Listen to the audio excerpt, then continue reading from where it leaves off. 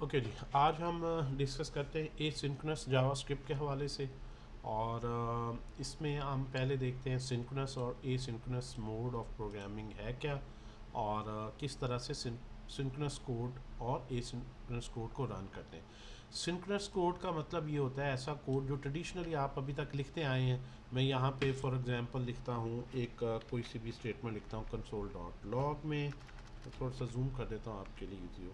Console dot log में let's suppose मैं यहाँ पे लिखता हूँ हेलो, और इसमें मैं लिखता हूँ कोई भी स्टेटमेंट है वन, और इसके बाद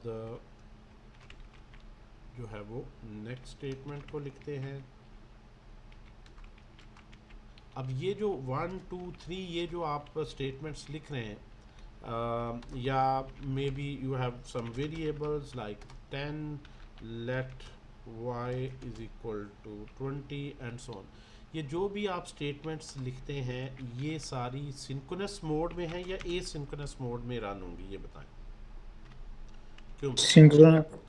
सिंक्रोनस मोड में। सिंक्रोनस मोड का मतलब ये है, सिंक्रोनस मोड का मतलब कि आपका जो प्रोग्राम इसको रन करना हो तो नोड स्पेस और इसका नाम लिखें एसिंक डॉट।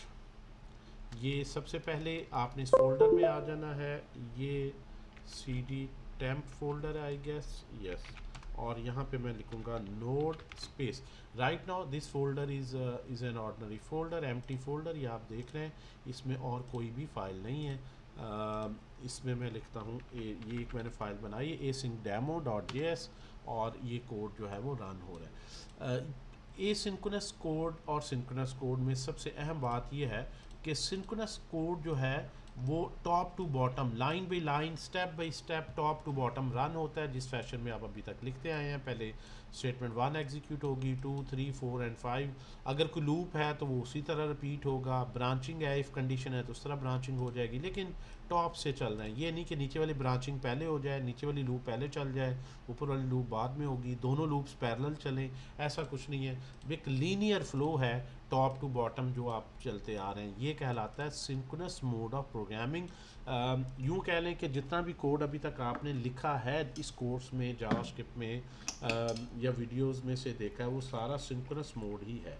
ए सिंक्रोनस इसके अगेंस्ट, इसके कंपैरिजन में क्या है कि जिसमें हमारे पास ये एबिलिटी आती है कि हम जावास्क्रिप्ट से कह सकें कि आप जो है वो अगर एक आपने फंक्शन कॉल किया है यहाँ पे, और वो फंक्शन जो है बहुत ज़्यादा उसमें कोई लेंथी टास्क है, कंप्यूटेशनली हैवी टास्क है, या कोई रिमोट सोर्स से इनपुट लेनी है, डाउनलोड करना है कुछ, तो यहाँ पे हम इसे कहें कि एफ फंक्शन कंप्लीट हो उसके बाद जी फंक्शन रन हो, ऐसा नहीं हम चाहते। ये अगर कोई लॉन्ग टास्क है, कंप्यूटेशनली हैवी है, या आयो डिपेंडेंट है, कोई रिमोटली आपने जो है वो फाइल डाउनलोड करनी है, तो हम इस टास्क को, फंक्शन को रन करें और इसको बैकग्राउंड पे चलता रहने दें, और इमीडिएटली कंट्रोल वापस आ जाए अगली लाइन पे। वो वेट नहीं करे इस फंक्शन के कंप्लीट होने का कि ये फंक्शन पूरा हो ले फिर मैं अगली स्टेटमेंट पे जाऊंगा, बल्कि वो इसको जो है वो इसको एग्जीक्यूशन मोड में छोड़कर, या आयो है तो वेटिंग मोड में छोड़कर, जब तक वो इनपुट उसको अवेलेबल नहीं हो जाती, आप नेक्स्ट स्टेटमेंट पे आ जाएं और ये एग्जीक्यूट होना शुरू हो जाए।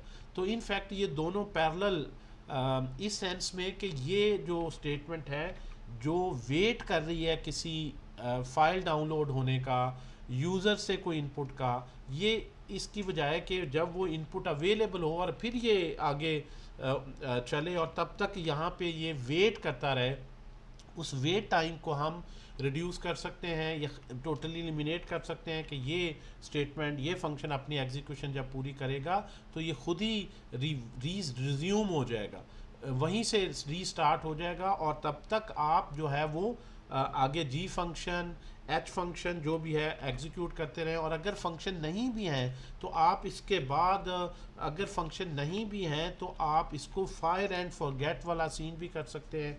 इसके बाद कंट्रोल वापस जावास्क्रिप्ट के इंजन को मिल जाएगा कि जावास्क्रिप्ट का इंजन है, उसने जो भी काम करना है वो करे। इसकी एग्जांपल इस तरह के क्लाइंट आता है, कनेक्ट होता है सर्वर से, डेटाबेस पे कोई ज्वाइन क्यूरी कॉम्प्लेक्स लगनी है, तो इसकी बजाय कि बाकी सारे क्लाइंट्स वेट करें, वो जो प्रोसेस है वो इमीडिएटली नोड सर्वर को वापस कंट्रोल दे दे ताकि वो बाकी क्लाइंट्स को सर्व कर सके। और मीनवाइल वो फंक्शन जो है वो पीछे जब आईओ ऑपरेशन कंप्लीट कर ले, डेटाबेस से कॉम्प्लेक्स क्यूरी ले ले और अपना उसने आगे रिज्यूम करना हो, तो फिर वो जावास्क्रिप्ट को वापस जो है वो अवेट के बाद इंटरप्ट करे और वो उसको दोबारा वहीं से रिज्यूम कर ले जहाँ वो उसने एग्जीक्यूशन जो है वो रोकी थी, जहाँ पे अवेट कर रहा था बेसिकली। तो इस लिहाज से एसिंक्रोनस मोड में आपकी परफॉर्मेंस जो है, थ्रूपुट जो है सिस्टम की बहुत ज़्यादा बढ़ जाती है, because it let JavaScript do other while waiting for slow operations. जब कोई स्लो ऑपरेशन है या टाइम टेकिंग ऑपरेशन है, उसको आपने परफॉर्म करना है, तो आप मेन थ्रेड को ब्लॉक ना करें, बल्कि आप जो है वो कंट्रोल वापस दे दें जावास्क्रिप्ट इंजन को ताकि वो बाकी टास्क कर सके, बाकी और क्लाइंट्स को सर्व कर सके।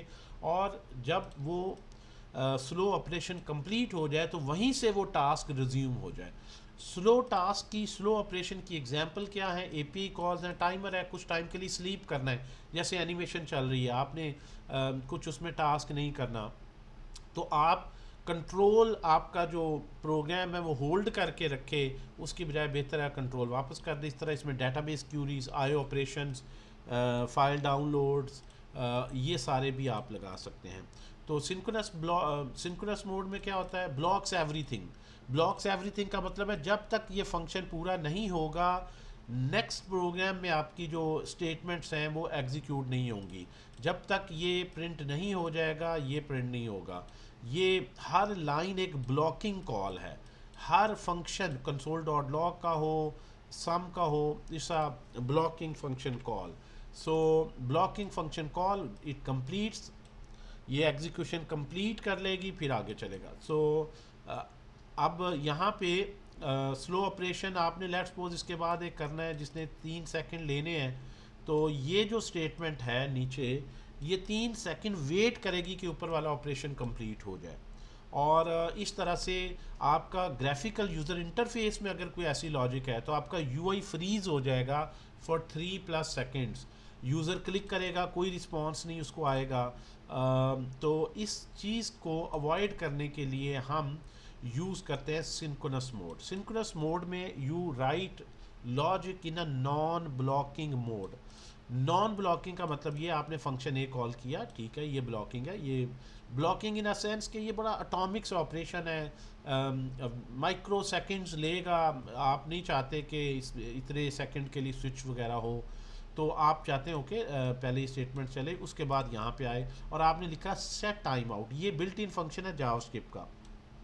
ये क्या करता है कि ये इसमें 2 पैरामीटर है। पहले में एरो फंक्शन दिया जाता है, या कोई भी फंक्शन दे सकते हैं आप, नॉर्मली इन लाइन छोटा सा है तो बना लें।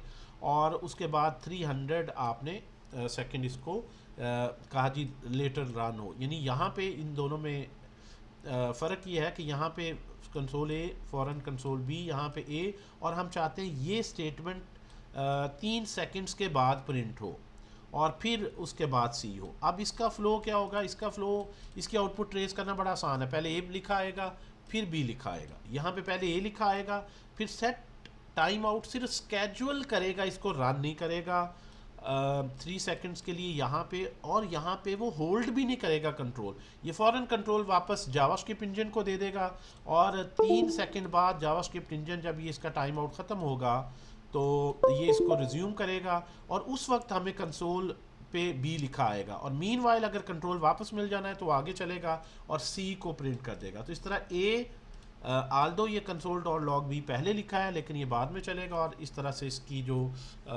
एग्जीक्यूशन है उसका जो रिज़ल्ट होगा ACB होगा। आप अगर इन दोनों को ये तो ऑब्वियस सा है, इसको अगर हम इन दोनों कोड्स को लें यहाँ पे और हम इसको रन करके देखें, और पहले हम इसको कमेंट करते हैं, इसमें तो मेरा ख्याल कोई डाउट वाली बात नहीं है। इट्स वेरी टिपिकल 2 स्टेटमेंट्स ए और बी। और यहाँ पे हम आते हैं और हम जो है वो यहाँ पे अब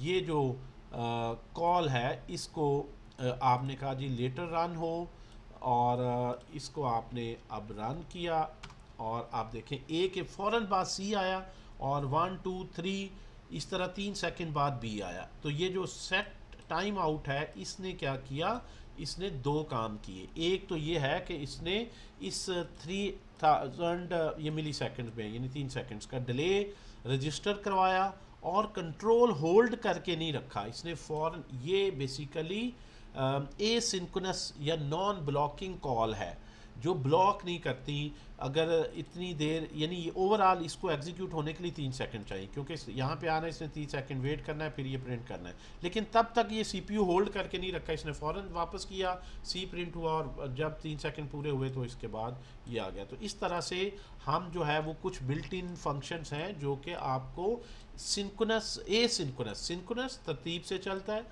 ए सिंक्रोनस मोड में फंक्शन जो बिल्ट इन है उनको आप कॉल कर सकते हैं। जी क्लियर है, यहाँ तक बताइएगा, बेसिक आइडिया क्लियर है जी? Yes sir. Yes sir. अच्छा जी, अब आ जाते हैं यहाँ पे।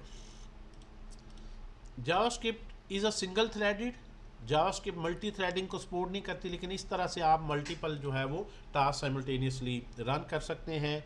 अवेट और कॉल्स को अभी हम देखते हैं, एसिंक्रोनस स्टाइल को बहरहाल सपोर्ट करती है। The browser provides web API that handle waiting in the background while JavaScript keeps running. That's the main idea।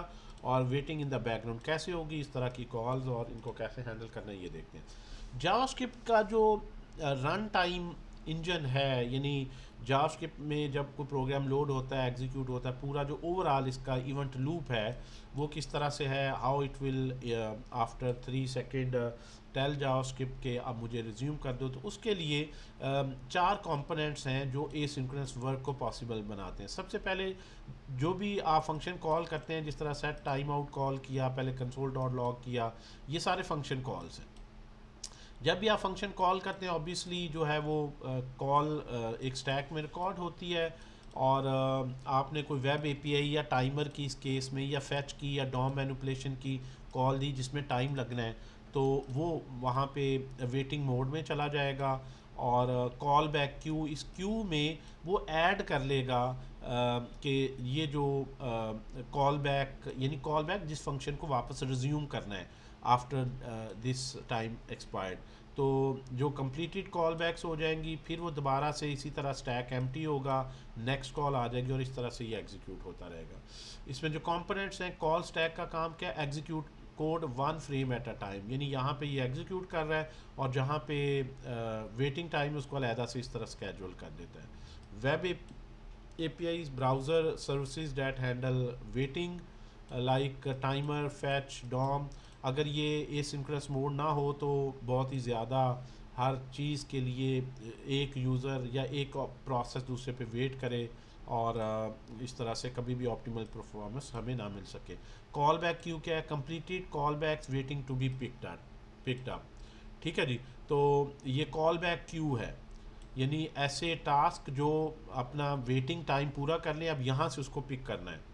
Event loop move callbacks from queue to stack when stack is empty, तो यहाँ से दोबारा इसको next stack में ले जाएंगे and so on. तो इस तरह से जिस तरह ये एग्जांपल है, सेट टाइम आउट में फंक्शन और ज़ीरो, यहाँ जो भी नंबर है डज नॉट एग्जीक्यूट इमीडिएटली, आपने देखा फंक्शन है और ज़ीरो भी आपने दे दिए, the call back still goes through web API Q event loop, क्योंकि ज़ीरो टाइम भी है वो सारे में जाएगा, इस क्यू में बेसिकली एंटर हो जाएगा और यहीं से रिज्यूम होगा, तो उसमें भी एक प्रोसेस लगेगा। जबकि सिंक्रोनस कोड जो होता है सिंक्रोनस मोड में, वो कॉल स्टैक में एक लीनियर फैशन में एग्जीक्यूट होता जाता है, उसमें इस तरह का कोई भी जो है वो कॉल बैक क्यू में उसको नहीं डाला जाता। टाइमर को हैंडल करने के लिए 2 तरह के फंक्शन है, सेट टाइम आउट और set interval. Set time out क्या करता है, सेट टाइम आउट में 2 पैरामीटर्स हैं, एक ये पहला फंक्शन है, वो फंक्शन जो रन करना है, इन फ्यूचर रन करना है, कितना फ्यूचर में वेट करना है, वो सेकंड पैरामीटर होता है। कॉमा दे दें यहाँ पे फंक्शन की बॉडी के बाद। अगर वो बेसिक फंक्शन है एरो फंक्शन तो इन लाइन बना दें, एक ही स्टेटमेंट है तो बॉडी बनाने की ज़रूरत नहीं है। ये ऑलरेडी आप पढ़ चुके हैं जो आपने लास्ट लेक्चर लिया है। और यहाँ पे अगर कोई थोड़ा सा लेंथी टास्क है, you make a body multi statement arrow function, और उसमें आपने डिले दे दिया, तो इसके बाद आप इसको देखें रन हो सकते हैं। अगर आपने स्केड्यूल कर लिया और उस स्केड्यूल्ड को कैंसिल करना है तो क्लियर टाइम आउट का फंक्शन है, ये आपको एक आईडी रिटर्न करता है, उसको सेव कर लें, उसको यहाँ पे दे दें। तो ये आमतौर पर स्केड्यूल करते ही क्लियर करने का सेंस नहीं है, लेकिन बाज़ बात कंडीशनली आप जो है वो कुछ चीज़ें जो है वो क्लियर भी कर सकते हैं, जो आपने पहले कोई सर्टन एक्सेप्शन थ्रो हो जाए तो जो भी फ्यूचर के लिए स्केड्यूल किए हुए उनको क्लियर करना हो तो इस तरह से। तो यहाँ पे हमें ज़रूरत नहीं है इसके सेट टाइम आउट की रिटर्न टाइप को सेव करने की, जस्ट आप फायर एंड फॉरगेट और यहाँ स्केड्यूल एंड फॉरगेट ये इस टाइम पे हो जाएगा। यहाँ पे आपने स्केड्यूल कर दिया, लेकिन साथ साथ वो स्केड्यूल आईडी भी ले लिया, ताकि दोबारा अगर कभी इस टास्क को जो 2 सेकंड बाद रेफ़र होना है उसको एक्सेस करना हो तो इस आईडी से आप उसको एक्सेस कर सकें और इस फंक्शन को पास कर सकें। अब यहाँ पे सेट इंटरवल एक है set time out. Set time out का मतलब इतने टाइम के बाद ये एग्जीक्यूट होगा, लेकिन वंस एग्जीक्यूट होगा। वंस, अगर हर 1 मिनट बाद 1 सेकंड बाद एग्जीक्यूट होता रहे, टिक टिक चलती रहे, जिस तरह कोई वॉच वगैरह आप कंसोल पे बना रहे हैं, तो वो ये है सेट इंटरवल। अगर लिखेंगे तो अगेन इसका बेसिक पैरामीटर वही है, पहला एरो फंक्शन है और फिर टाइम है, लेकिन ये टाइम एक्सपायर होने के बाद ये रन होगा और फिर दोबारा इतने टाइम बाद, मतलब ये पीरियोडिकली रन होता रहेगा। तो आफ्टर 1 सेकेंड आपने काउंट का एक वेरिएबल ले लिया, वेरिएबल आपने बाहर लिया फंक्शन स्कोप से, इनसाइड द फंक्शन आप उसको प्लस प्लस कर रहे हैं, उसको पहला टिक कर रहे हैं, और अगर काउंट ग्रेटर दैन 3 है तो 3 पे जाके रुकना है आपने। तो 1 2 3 इस तरह से इसको अगर आप यहाँ पे लिखें, कॉपी करें, आप ये कोड चाहें तो साथ साथ जो है वो लिख के रन करके भी देख सकते हैं। ये यहाँ पे अगर हम इसको रन करते हैं तो आप इसमें देखें कि इसके output tick 1 tick 2 tick 3 and so on. तो यहाँ पे आप इंटरवल चेंज भी कर सकते हैं, और अगर आपने एक दफ़ा स्केड्यूल किया हुआ है तो आप एक सर्टन लिमिट पे जाके उसको क्लियर करना है। I hope it's clear. जी जी बताइएगा, क्लियर है यहाँ तक, कोई इशू? यस सर, क्लियर है।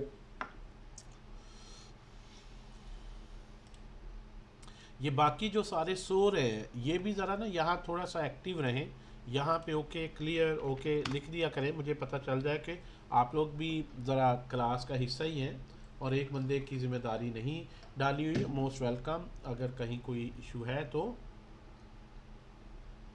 आप साथ साथ बेटा पूछ भी सकते हैं। अच्छा जी, आगे चलते हैं।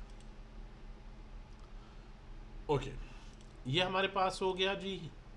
अब मेथड हमने देख लिया है, ये फंक्शन है सेट टाइम आउट फंक्शन, और मिली सेकेंड्स यानी 1000 मिली सेकेंड 1 सेकेंड हो जाएगा। रन्स 1 ये टाइमर आईडी दे देता है, उसको बाद में कैंसिल करना हो। इंटरवल में भी वही पैरामीटर्स हैं, लेकिन रिपीटेडली रन होता है। क्लियर सेट टाइम आउट से जो आपने फ्यूचर में स्केड्यूल किया है उसको समहाउ कैंसिल करने की जरूरत पड़े तो क्लियर टाइम आउट है, और इंटरवल के लिए क्लियर इंटरवल है।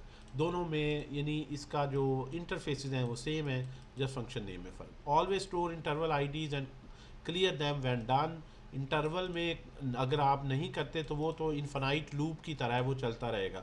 तो इसमें कोई ना कोई ऐसी लॉजिक ज़रूर बनानी चाहिए, वो आपके पास इन्फिनाइट लूप हो, वो आपके पास रिकर्सिव फंक्शन कॉल हो, ऐसी चीज़ जो रिपीटेडली होते जानी है, खुद से उसमें कोई बिल्ट इन चीज़ नहीं है ख़त्म हो। आमतौर पर फंक्शन क्या होता है, वो एग्जीक्यूशन जो सिंक्रोनस फंक्शन होता है उसकी बॉडी कंप्लीट होती है तो वो कंप्लीट हो जाता है, एंड हो जाता है, ठीक है ना। कोई भी आपने फंक्शन बनाया, उसकी बॉडी ख़त्म हुई, फंक्शन ख़त्म। लेकिन ये ऐसे फंक्शन जो रिपीटेडली चलते रहने हैं, जिस तरह सेट इंटरवल का है, जिस तरह रिकर्सिव कॉल है, जिस तरह लूप है, ये इस तरह से नहीं बने कि ये खुद से कभी टर्मिनेट हो। ये डेवलपर को लॉजिक बनानी होती है। तो ये यहाँ पे आपको एक टिप दी जा रही है कि जब भी आप ये यूज़ करें तो कोई ना कोई ये प्लान भी सोचें कि कब तक ये इनफिनाइट तो नहीं होना चाहिए, अनलेस के इसकी भी कोई रीज़न हो। कॉल बैक्स का क्या रोल है? कॉल बैक एक फंक्शन को हम कहते हैं, ऐसे फंक्शन को जो एज एन आर्गूमेंट पास किया जाता है, यानी ये इस इन अदर वर्ड्स ये कॉल बैक फंक्शन है, ये जो आपने पास किया है। कॉल बैक का मतलब a function that will be, you are not calling, ये मैं कहीं कॉल नहीं कर रहा फंक्शन को, ये खुद सेट टाइम आउट का फंक्शन इस फंक्शन को कॉल करेगा आफ्टर दिस टाइम। सो ऐसा फंक्शन जो कॉल बैक फंक्शन किसी फंक्शन को पास किया जाता है एज आर आर्गूमेंट, उसको जिस तरह सेट टाइम आउट को मैंने एक फंक्शन दिया, ये फंक्शन उस फंक्शन को रन करेगा। तो इंटरनल फंक्शन को हम खुद एज अ डेवलपर रन नहीं करते, बल्कि पैरामीटर दे देते हैं किसी फंक्शन को, वो फंक्शन आगे उसको कॉल करता है। तो ऐसे फंक्शन को हम कहते हैं कि ये कॉल बैक फंक्शन है, ये पैरामीटर का एक ख़ास नाम आ गया। कॉल्ड ये सिंक्रोनस भी हो सकता है, ये सिंक्रोनस भी हो सकता है। अ कॉल बैक अगर सिंक्रोनस होगा वो फ़ौरन कॉल कर लेगा उस कॉल बैक फंक्शन को, एसिंक्रोनस होगा तो फ्यूचर में कॉल करेगा। A callback is a function passed as an argument called when an async operation completes. Async operation, यहाँ पे एसिंक्रोनस ऑपरेशन क्या था? वेटिंग टाइम, कि जब इतना टाइम पूरा हो जाएगा देन। ओके, इसकी एक एग्जांपल ये है कि कॉल बैक पैटर्न क्या होता है, कि आप एक फंक्शन लिखते हैं जिसमें कॉल बैक, उसको एक, यानी आपने फैच डेटा, कोई सर्वर से डेटा फैच करने का फंक्शन बनाया, और आपने उसे कहा कि भाई आफ्टर दिस मच टाइम, यहाँ पे हम एक डमी एग्जांपल एपीआई की कर रहे हैं कि हम चाहते हैं कि इतने टाइम के बाद जो डेटा डाउनलोड हो वो इस फंक्शन को कॉल करें। मे बी ये फंक्शन किसी और सर्विस पे अपडेट करता है, मे बी एआई के चैटबॉट को भेज देता है, कहीं लॉग करता है, कहीं और डिजिटल मार्केटिंग के टूल को लॉग करवाता है। तो आपने वो लॉजिक अंदर लिखने के बजाय सेपरेटली लॉजिक लिख दी जिसने ये डेटा जो इतने टाइम के बाद प्रोड्यूस होना है, डाउनलोड होना है, उसको प्रोसेस करना है, और वो फंक्शन आपने इस फंक्शन को दे दिया और इसे कहा जी after this much time load the data and call this function with this data. और इस तरह से आपने ये जो पैरामीटर में फंक्शन पास किया है ये इस पे है कि इस डाटा को कैसे प्रोसेस करता है। आफ्टर दिस टाइम ये कॉल बैक फंक्शन कॉल होगा, इसको फर्दर ये फंक्शन दिया है जो इसके लिए इसको कॉल कर लेगा।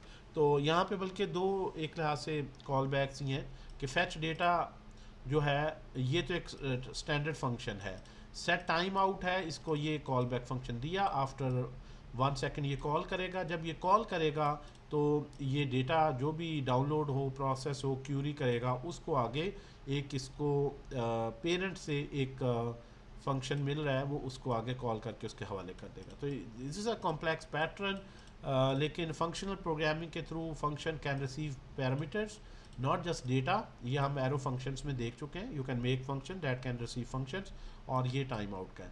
तो अब इसको कॉल कैसे करेंगे? मे बी फैच डेटा, और इसको ये फंक्शन आपने दे दिया। ये फंक्शन क्या करता है, जो भी इस सेट टाइम आउट ने डेटा भेजना है यहाँ पे वो इस डाटे को लॉग कर रहा है, तो ये डेटा जब एज अ रिजल्ट यहाँ पे आएगा तो इसको लॉग कर देगा। जी बताइएगा, ये क्लियर है?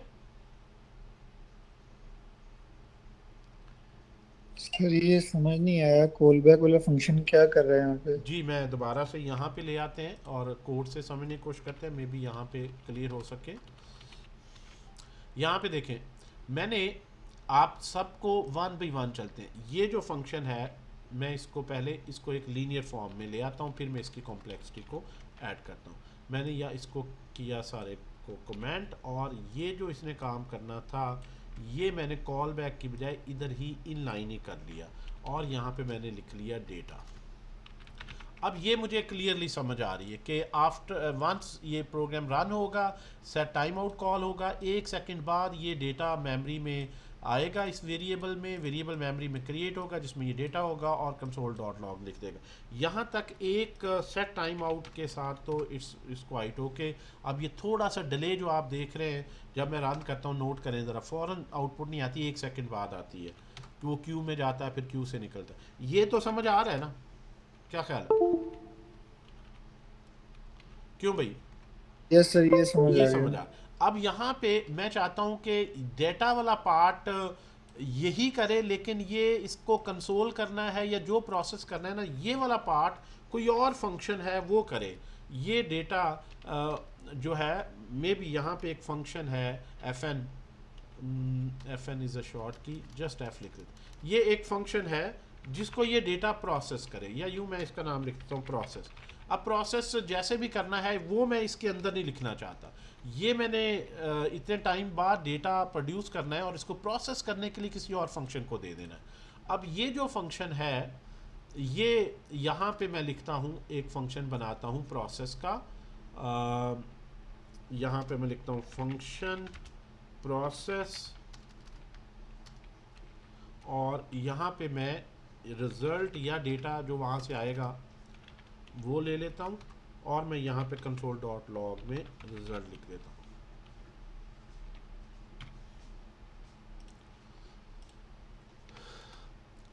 ठीक है जी, ये आपके पास है। अब ये भी आपको समझ आना चाहिए कि आपने जो टाइम आउट है उसमें से डेटा प्रोड्यूस करते हैं और एक फंक्शन के हवाले कर देते हैं, वो फंक्शन बेसिकली आगे उसको एग्जीक्यूट करता है। अगर इसको हम रन करें, लेकिन ये सारा काम जो है वो होगा 1 सेकेंड बाद।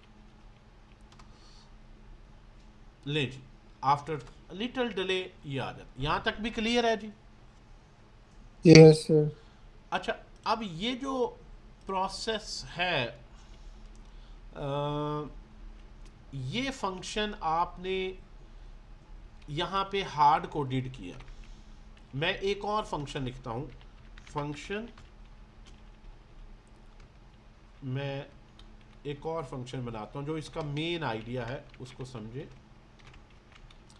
मैं लिखता हूँ, दो मेरे पास फंक्शन है एफ और जी,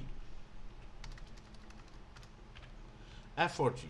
मैं आफ्टर दिस टाइम एफ को कॉल करूं तो ये जो फंक्शन है एफ, ये इसको प्रोसेस करेगा, और ये जो फंक्शन है जी,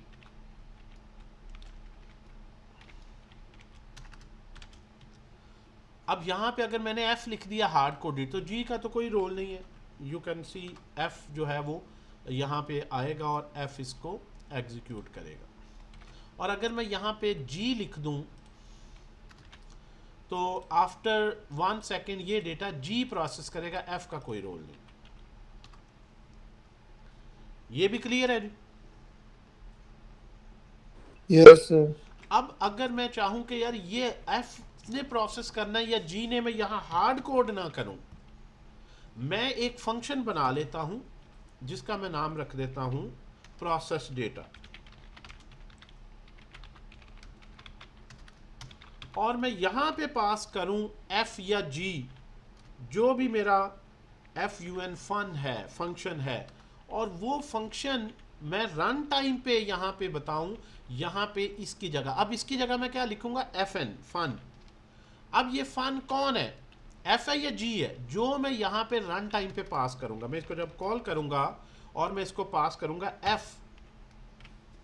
अब जब मैंने इस फंक्शन को कॉल किया, मैंने एफ पास किया, फन किसको रिप्रेजेंट कर रहा है, एफ को। अब इससे जो प्रोसेस होगा डेटा, वो एफ बेसिकली प्रोसेस करेगा। और अगर मैं यहां पे पास कर दूं जी, मैं फंक्शन को भी डायनामिकली इनपुट दे रहा हूं, तो अब यहाँ पे फन किसको रिप्रेजेंट कर रहा है, जी। अब ये जो प्रोसेस करेगा कौन इसको हैंडल करेगा, जी।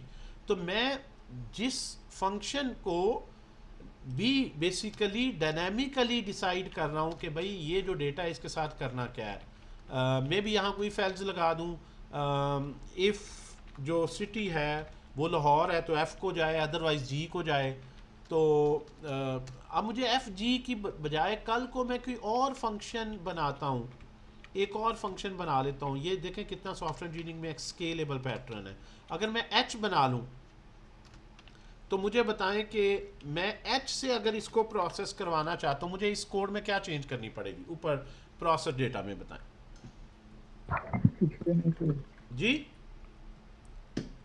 कुछ भी नहीं सर, आपको फन की जगह एच पास करना यार पड़ेगा। नहीं करना पड़ेगा, पहले एफ मैंने किया है, कोई जी किया है, मुझे सिर्फ कॉल करते वक्त यहाँ एच दे देना है, वो एच से प्रोसेस हो जाएगा। इसमें तो कोई चेंज नहीं बेटा करनी पड़े। जी सर, वही तो कह रहा हूँ कि फंक्शन में चेंज इसका नहीं होगा, मतलब वो इसमें नहीं फन चेंज करें फन तो में आपको। Yes exact, sir. तो that's why you can make your reusable library जो लाइब्रेरी जो है वो इतनी जो है रीयूजेबल है कि उसके अंदर फंक्शनैलिटी भी डायनामिक है, डेटा सिर्फ डायनामिक नहीं है। अभी तो हार्ड कोड लिखा है, इसको डायनामिक भी कर सकते हैं एपी कॉल, फंक्शनैलिटी भी डायनामिक है। You even developer doesn't know कि इस डाटा के साथ क्या होना है, वो जिसने इसको जिसको चाहिए ये डेटा वो यहाँ पे मुझसे रिक्वेस्ट कर ले। Got the point? Yes sir. अब एच जो है, अब यहाँ पे क्या कह रहा है, fun is not defined, reference error, fun H,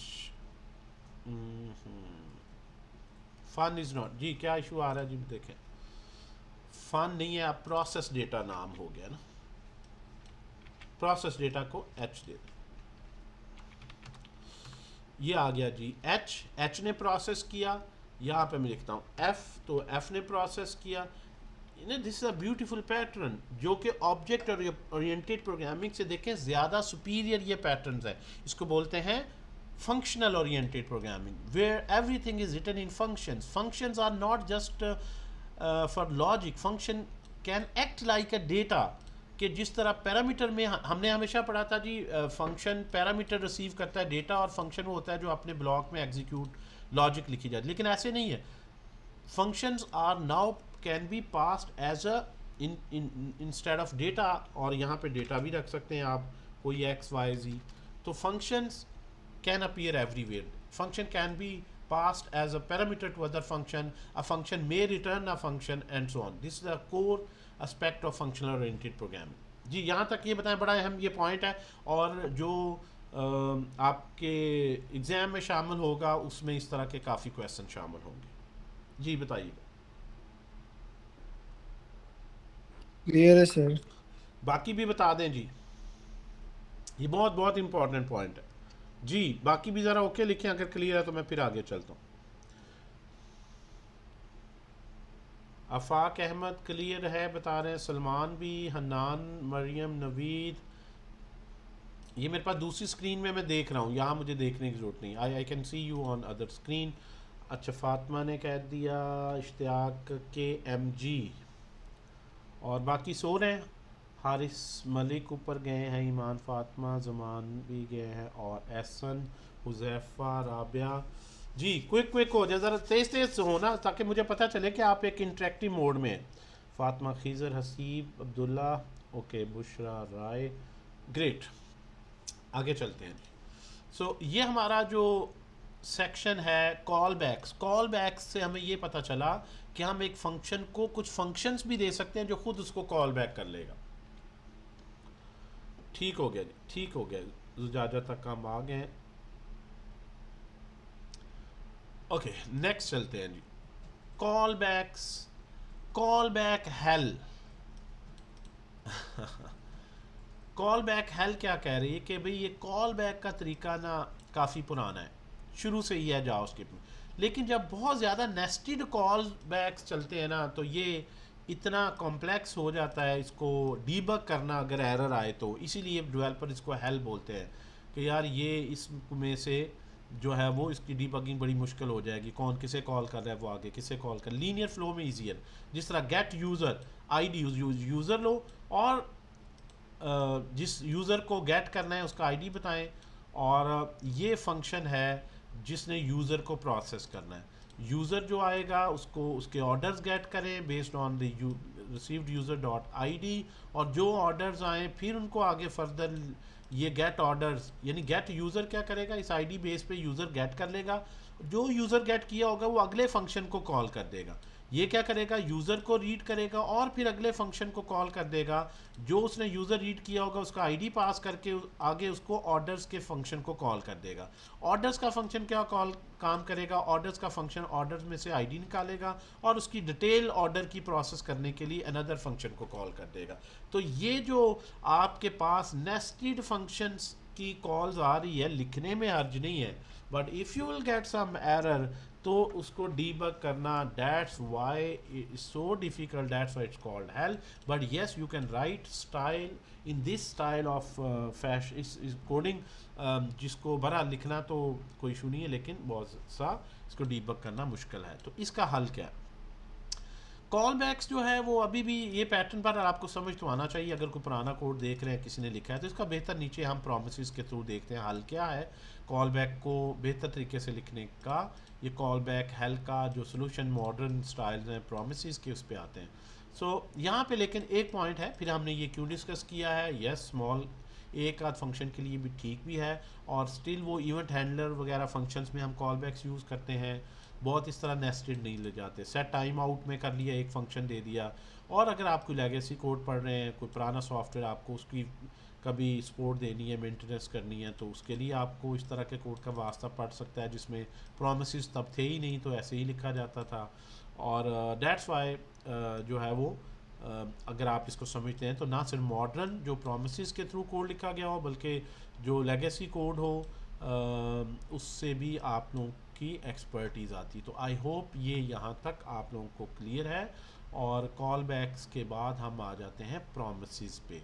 promises का जो टॉपिक है उसको हम अब स्टार्ट करते हैं, और एक जो है वो इसके लिए न्यू लेक्चर जो है ना देख लेते हैं। मेरे ख्याल वीडियो बहुत ज़्यादा फिर लेंथी हो जाती है।